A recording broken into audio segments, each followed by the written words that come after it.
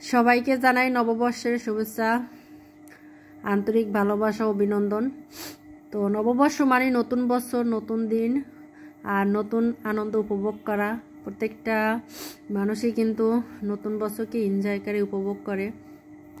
আসসালামু আলাইকুম, সবাই কেমন আছেন, কী অবস্থায় আছেন? তো বাঙালিদের জন্য আসলে আমরা সাংস্কৃতিক বা কালচার হিসাবে যেটা মেনে আসছি বা দেখেছি লালন করতে, পালন করতে, আসলে কিন্তু এটা একদমই হারাম। মুসলমানদের জন্য একদমই হারাম। বিশেষ করে যারা সত্যিকার অর্থে মুমিন মুসলিম, তারা এই দিনটাকে কখনোই পালন করবে না।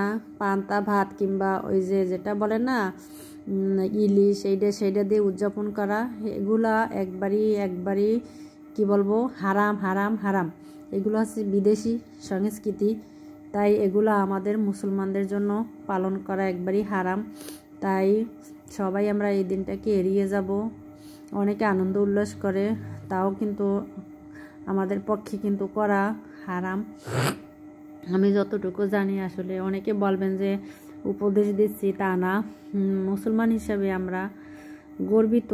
আমরা মুসলিম হিসাবে, আমরা হযরত মুহাম্মদ সাল্লাল্লাহু আলাইহি সাল্লামের উম্মত হিসাবে যদি আমরা জানি, মানি, তাহলে এই দিনটাকে আমরা বলবো একেবারেই হারাম, পালন করব না।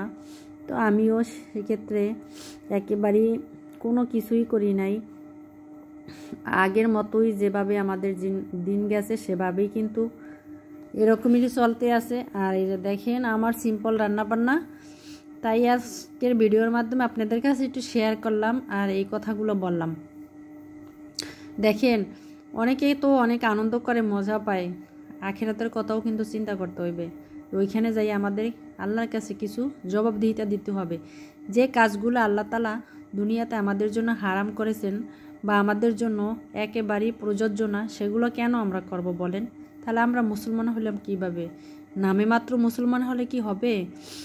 নামে মাত্র মুসলমান হলে হবে না। কাজে কর্মে আমাদের সব দিক থেকে ধর্মীয় রক্ষা করতে হবে, তাহলে না আমরা সত্যিকার অর্থে মুসলমান হব। তাই বলছি, আসলে এ প্রজন্মের ছেলে মেয়েদেরকেও আমাদের এই দিকগুলা বোঝাতে হবে যে আমরা এটি পালন করব না, এটি সম্পূর্ণই হারাম।